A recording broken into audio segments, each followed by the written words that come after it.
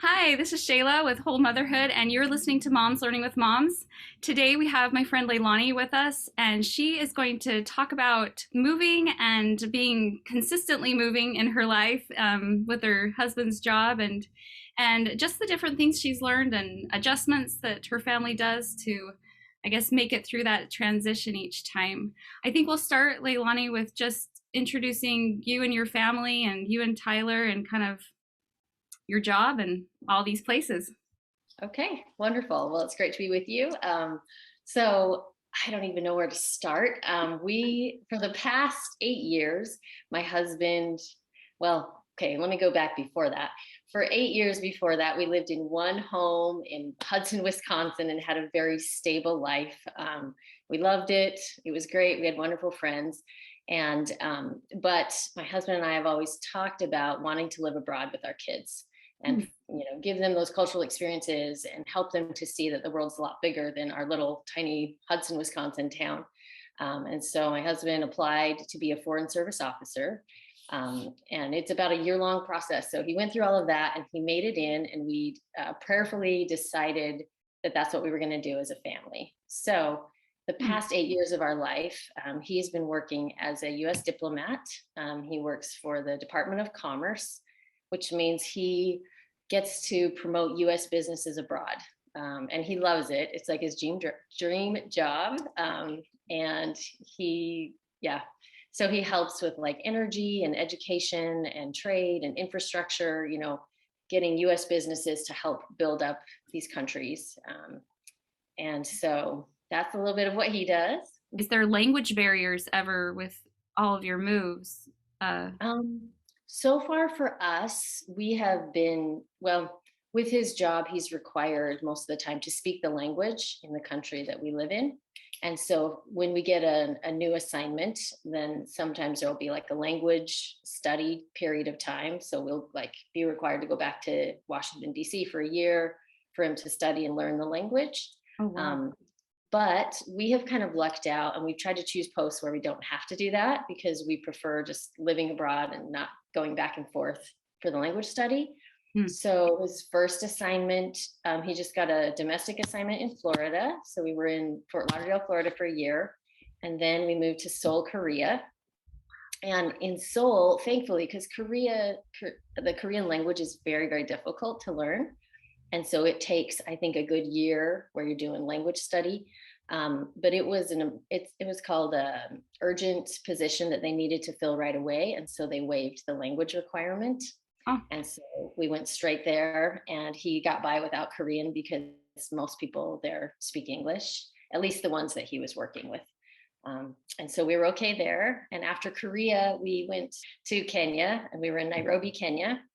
And the two languages there are English, and then I'm just blanking on the other language. It's the tribal language. Oh my gosh, it's been a long week. But thankfully in Kenya, then most people spoke English too. So we were good there. And after Kenya, we moved to Honduras, and Tyler served his mission in Chile. And so he already spoke Spanish. So we didn't have to do language training there either. So, and then Honduras, after Honduras, we were in Honduras when COVID hit. And so we got evacuated out of Honduras and went to Florida and spent about a year and a half in Florida before getting assigned to Cape Town, South Africa. And now we've been here about a year. So we're loving it. It's wonderful here. Did you go back to the same place in Florida that you were before? No, we didn't actually. We were in Fort Lauderdale before, but we had some friends who'd moved up to the Jacksonville area, and they just told us how wonderful it was. And so we ended up going just about 45 minutes south of Jacksonville to St. Augustine. And we fell in love with the area. It's beautiful. It's calm and peaceful. Compared to Fort Lauderdale, was a little more like, spring break party scene. And St. Augustine was a lot more like family friendly, like wonderful beaches, but like really calm. And so we ended up buying a house there. And now we just rent it out Airbnb style during the year, and then in the summer we block it so we can, when we go back, we have a home to go to. So Wow. So it's nice not being homeless anymore. So yeah. So what is it like when you're moving? Like, is it like a gender reveal of let's see where we're going, or like open opening a cake or the balloons popping out. Right. Yes. We're never that organized to actually do like a big party like that, but it totally is that excitement, because we have a list. We have a list of like all these places that are options. And so we gather the family and we do research. We've done parties where we give each kid a different country to research, and then we come back together and everyone tries to sell their country, like this is where we should go next, or no, I think it should be here. And so that's been really fun, just involving everyone. And obviously we have to look at, like, for Tyler's career, what's going to be the best for his career, but then we also look at, family life and safety and educational opportunities, and try to weigh all of that and pick a place that's going to be good for the family.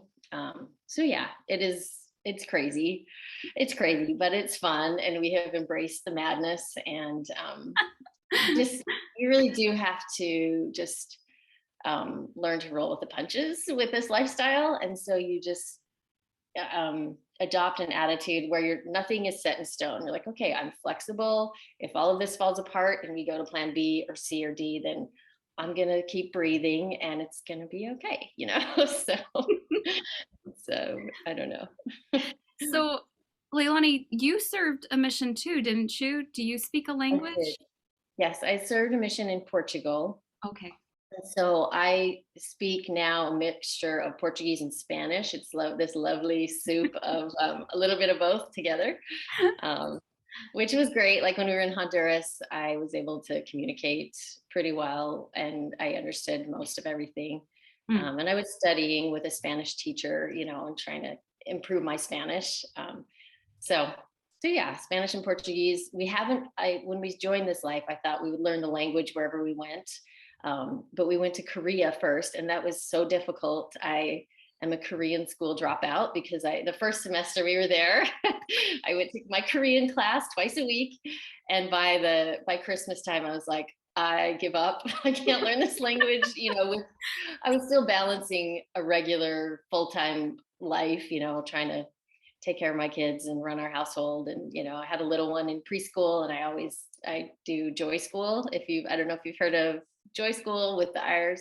So just busy with life, and I never studied, and so I had to drop out of my Korean class. But I learned some basics, and we could like order in a restaurant and greet people, but I didn't get much beyond that. So What about your kids? Did they kind of pick up some stuff or? Yeah, my kids studied Korean in school, and so they got to be a little bit better. But I don't know how much they know. They still know now because it's not something they've had the opportunity to practice. And in Kenya, they didn't really have language classes. They just spoke English. In Honduras, they really studied the language hard, and they had like intensive tutoring at school. When all the other kids would have their regular Spanish class, they'd get like one-on-one time. And so they were picking it up pretty well in Honduras, but then we left after just 8 months because of COVID. So we still speak Spanish at home sometimes and just practice with the kids. So it's been good.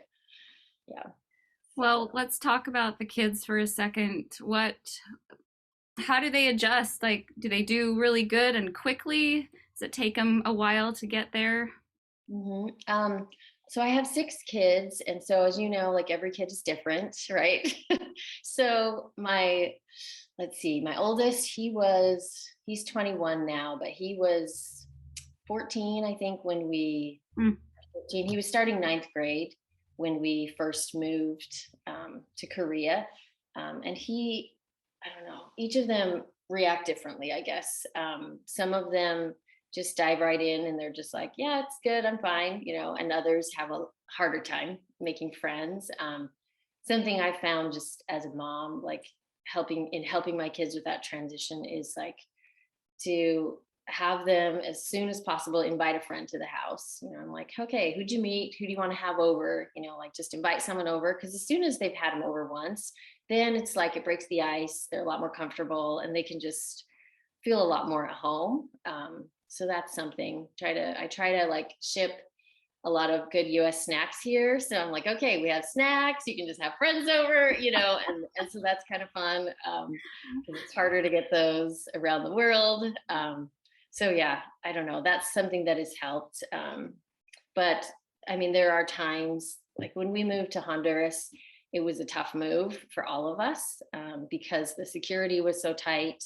We couldn't go outside as much because of safety reasons. And so it was, I think we were all a little bit depressed and it was hard. And so I just remember every day trying to do things to keep morale up because the kids would come home from school and be kind of um, just a little bit sad and depressed and missing Kenya because we loved it so much there.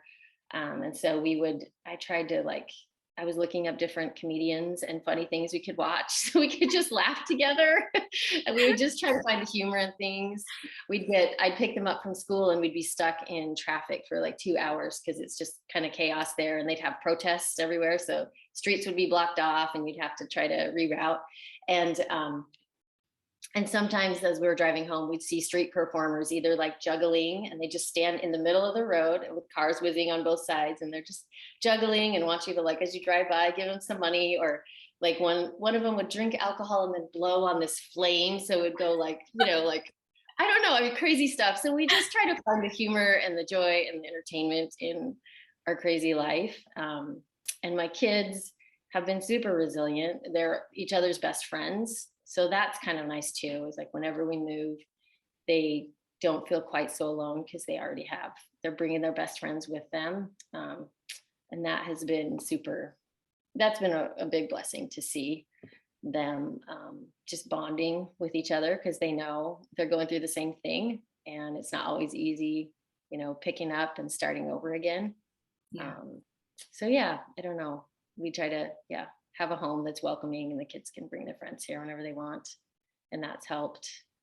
So, yeah. So do the US snacks work with adult friends too? Or are you inviting some girlfriends over with some good old Oreos? Right.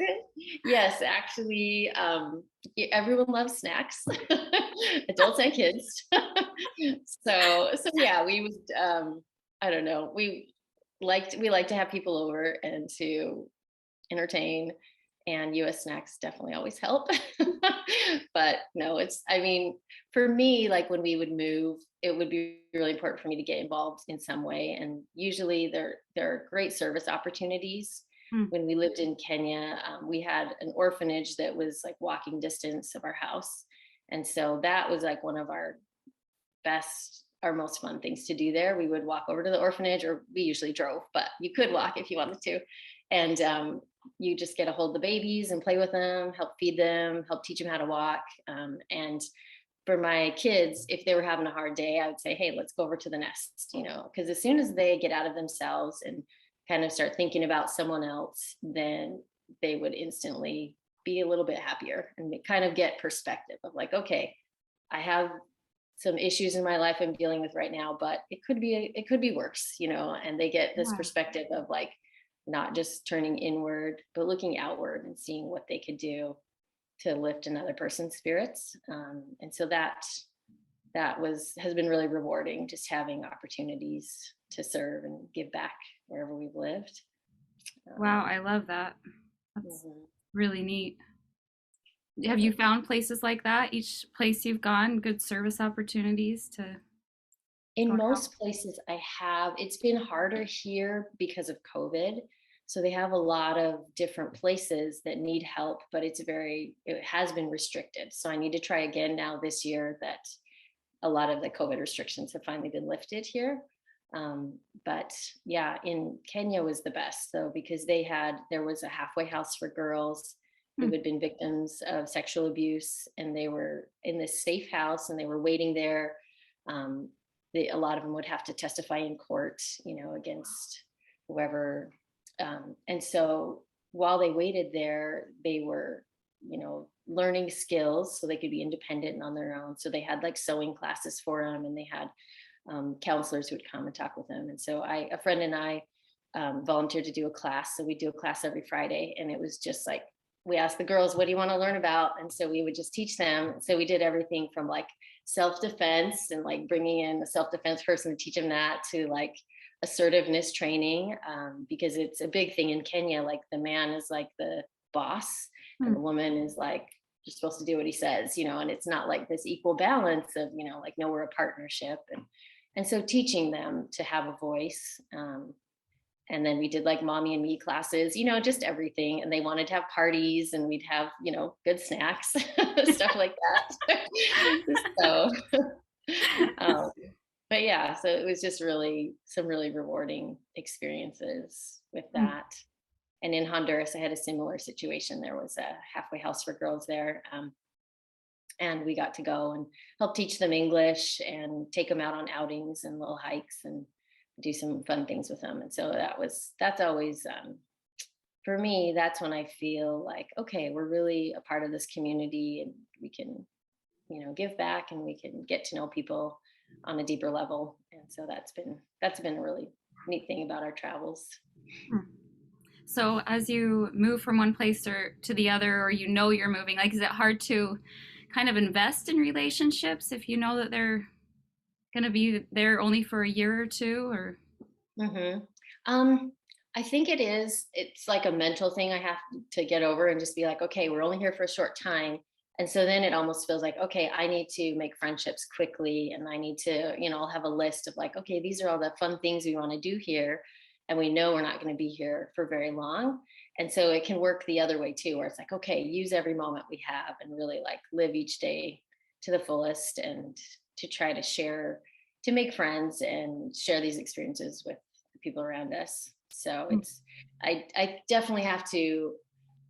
I think the harder part for me is disengaging in like the last 6 months, where I'm like, okay, now I'm just like thinking about the next place and getting ready to move. And, it's harder then to invest, I think. But when I first arrive at a place, we're all like, okay, let's invite people over, let's make friends, and let's just make the most of it. So that's the challenge. Wow. Do your kids kind of go through that system also? Or do they just kind of hang on to what they've got at that particular place? I think they're pretty good at living in the moment, and they just soak up every bit that they have. And it has been hard as we've left one area and gone to the next, just because it's really hard to say goodbye to friends. And it is nice. They do a pretty good job of keeping in touch through like social media and things, so that's nice for them, because they have friends all over the world. And I've found it's a small world. Like with my oldest two, they're both at BYU Provo now, and they've Mm. run into so many people and so many friends from different places and different phases of their lives. And so that's been really, really neat to see them coming full circle with, old friends from Wisconsin, old friends from Florida, and from all over the world too. So Wow. it's been That's fun. actually so cool. I love that. Yeah. But I thought of a story I wanted to tell, but when we started this whole lifestyle, because I think the thing about being a mom is that we always feel like, I don't know, we see other people, we think they've got it all figured out, they're so with it, and I'm a mess. And so I just want to share my I'm a mess story, because I think it's valuable. So when we got our first assignment to Korea, I was kind of terrified because I didn't know much about Korea. And I was, just nervous, taking our family, 6 kids, and living in Korea, right next to North Korea, where I've heard, it's one of the most dangerous areas in the world because you're right by a country that wants to take you over, right? And so um, Tyler ended up having to stay in Florida to finish up work, and he couldn't come out. So I flew by myself with the 6 kids. And um, when we got on the plane, my little girl, Mia, she was probably 4 at the time. She got really sick. She was throwing up, and she was having diarrhea, and we were just like in and out of the bathroom the whole time, right? So I'm a mess. I've been like thrown up on, pooped on, everything. And I, like going through any spare clothing we had, and it was just miserable. And I had told my kids, like, once we're on the plane, you're gonna have a mini TV screen, you're gonna be fine, you're gonna just be able to watch movies the whole way. And I don't know, we got the one old plane or something, and it just had like the big screen, in front of like every 6 rows, like a drop down. And so this totally inappropriate movie's playing. There's like love scene playing out, and all my kids are like watching it. And I'm like, guys, look down. It was just a miserable flight, right? I'm dealing with like trying to not have my kids emotionally scarred from this X-rated film. I'm sure it wasn't X-rated, but whatever. Playing, trying to keep my little girl who's sick, contained and not throwing up all over everyone. So we finally get to Korea, and we like made it to our house. I'm like, okay, we're going to be all right. And I thought, let's go out and have an adventure. So we lived on a military base in Korea. So we left the base and went to the subway, because Seoul has the most amazing subway system you can get anywhere. So we thought we're going to ride the subway and go downtown and go look around. So we did, and had a great adventure, walked around, ate some of the street food, and just were like, wow, we're in Seoul. This is amazing. And then on the way back, my oldest was, I think he was 12. I can't remember it. And Ty, he's like such a gentleman. He's very sweet. And we're trying to get back onto the subway together. And he was behind me. And I'm like herding my little kids, because it's crowded and people are pushing. And so I've got the little ones, and he's behind me. He's fine. He's a big kid. And I push them like onto the subway car, and then turn around, and the doors close. And then Shayla, my daughter, looks up and she's like, Ty didn't get on. Ty didn't get on. And I look through the window, and I can see my son Ty. He had been being a gentleman, and he was like letting people get on ahead of him. And then the doors closed. Oh. And we're in Seoul, a city of 25 million people. Oh. The subway, and my son is standing outside the subway car, and it starts to pull away. And I just looked at him, and I like mouthed to him, I'm like, just get on the next stop and get off at the next, get on the next train and get off at the next stop. And he's like, okay, I got it, Oh my heck. And so we're riding away on the subway car. We get off at the next stop, and we just got off of the train, and I just held all my kids like in this little huddle. And I'm like, hey, just pray for him. Just pray for him. We're going to be okay. He's going to come, And so I lost my son in Seoul on our my heck. first day there. But thankfully it was my oldest, and he's super smart, and he just got on the next train, and he got off at the next stop, and we saw him. But it was probably the longest like 5 minutes of my life until I saw him. And I remember just thinking, I am an unfit parent. What am I doing? Taking my children across the world. I can't even like keep track of them, right? How am I supposed to how is this supposed to work? But it got better, and we learned, that being a gentleman on the subway, that you just don't be a gentleman, you push and shove your way on. So we all get on the same one. We learned some lessons, and we laugh about it now, but I just remember it's just a slice of motherhood, right? Where you just feel like, what have I gotten myself into, and what was I thinking? But then it all works out how it's supposed to. I love that. That is actually the funniest story. Funny because it ended up good in the end, but right. I'm grateful. Yeah, that would be terrifying. Oh yes. My heck. But yeah, that's, we just sometimes I just think, okay, this is the right thing to do, right? Like we really felt good about this, because we've had a lot of adventures like that. But in the beginning, when we were before Tyler joined the Foreign Service, when we were trying to decide, is this what we're really going to do? We had decided that we were going to do it. And I had this dream one night, and it was just like our whole family. We had in Wisconsin, we had this lake, Perch Lake, that we loved to swim at. And it was just during the summer, our favorite spot. And you could rent little paddle boats, and the kids would like jump off the paddle boats into the water. And it was just awesome. And so in this dream, we're all swimming around in Perch Lake, having a great time. And then I saw like this giant hand come down and just swooped everyone up, picked him up, and then dropped him in this raging river that was just like rapids and crazy. And everyone's like sputtering around, like getting ready to drown. And I'm like, what's going on? What have we done? And all the kids are struggling. And then slowly they started like learning how to swim better and becoming stronger, and like swimming against the current, and they weren't sputtering around anymore. And they were like, it was like, where it's like, oh, they're going to be okay. They're not going to die. This is going to be all right. And then I woke up from this dream, and I remember just feeling like it was kind of a message to me, or a warning, or you know what, it's going to be hard, and your kids are going to struggle, and it's not going to be like your perfect little like peaceful existence where we had lived in the same house for 8 years and we had a lot of stability and great friends.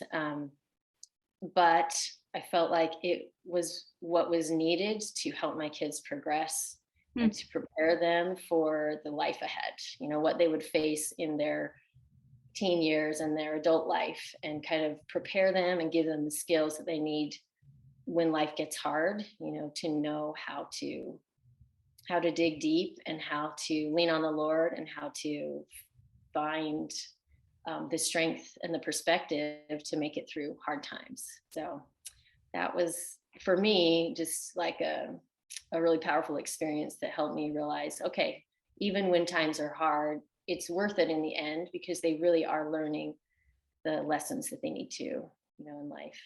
Leilani, that's amazing. I love that similarity between life and that river. That's often true by whatever we do. Like the hard things really develop probably the best characteristics in ourselves. I Mhm. I love that.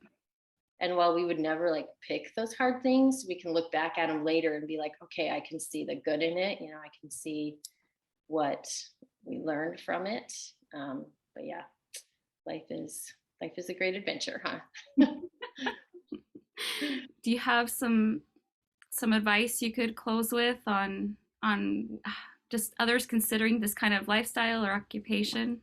hmm yes, I think, let's see. I think there are more opportunities to live abroad than I ever thought possible, that were out there.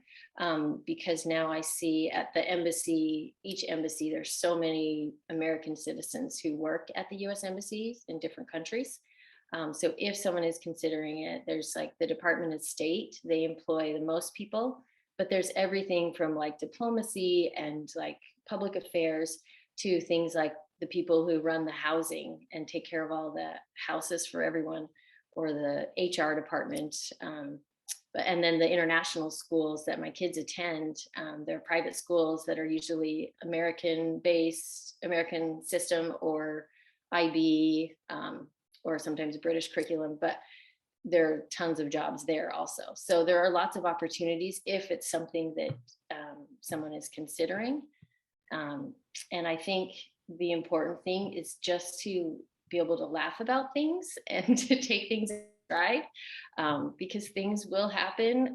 We have, yeah, things that happen all the time. Like yesterday, my 21-year-old son was trying to vacuum his suitcase out before he repacked it. And he forgot that when you live in a different country and there's different power outlets, we have to have these converter boxes in order to plug our US appliances into before we use them. And he forgot that. Now, like cell phones and laptops, you can plug into just like a little tiny converter because they don't need the power step down. But he forgot that and plugged it into the tiny like laptop charger one. And my vacuum cleaner was on fire yesterday because he tried to vacuum with it in the wrong outlet. So, I mean, stuff like that happens all the time, right? I mean, it's just life. And so, you just have to learn to laugh about those things and be like, okay, well, we can replace the vacuum. That's okay. At least you didn't burn the house down, it's gonna be all right. So, I mean, I think just keeping a sense of humor and perspective about it, and then just really trying to take advantage of the opportunity and get to know people and get to know the culture on a really personal level. And um, it's just left me with a great love for people from every country in the world, because you just see more and more like we're all just people. It doesn't matter what color we are, it doesn't matter what language we speak, what culture we come from. We're all just people, and we have so much in common. We want the same things for our kids, and we want them to be happy, and we want to raise them to be good citizens and contribute to the world around them. And so it's been a really enriching experience. And if anyone's considering it, just go in with a good attitude and a good sense of humor, and you can do it. Now you guys are in Cape Town. How much longer do you think you have in this area? So thankfully, this was a 4-year assignment for us. So we've been Wow. here 1 year, and we get 3 more years. So I'll get my 2 boys, Garrett and Grant, will both graduate from high school here which is great. And then we'll be leaving, what's this, in summer of 2025 to go Wow. wherever we go next. That's awesome. Leilani, do you have anything else to say, or you're Um, I was going to say there are some like great, there's a blog, not a blog, a podcast that I love, and her okay? name is Jenny Linton. Sorry, say And that again. Jenny Linton, it's Jennie, Linton, Linton, I believe. Okay. And she's her blog, or her not blog, her podcast is called The Expat Mom. And she is a wonderful resource for me. And I think she's great for any mom, not just an expat mom, but she just has a lot of great wisdom to share and perspective and advice for someone who might be thinking about living abroad. Mm, So, yeah. I love it. Mhm. Thanks so much, Leilani. That's perfect. I really appreciate you taking time to think about those questions. And we're going to sign off and tell everyone to just keep learning, and we'll see you next time.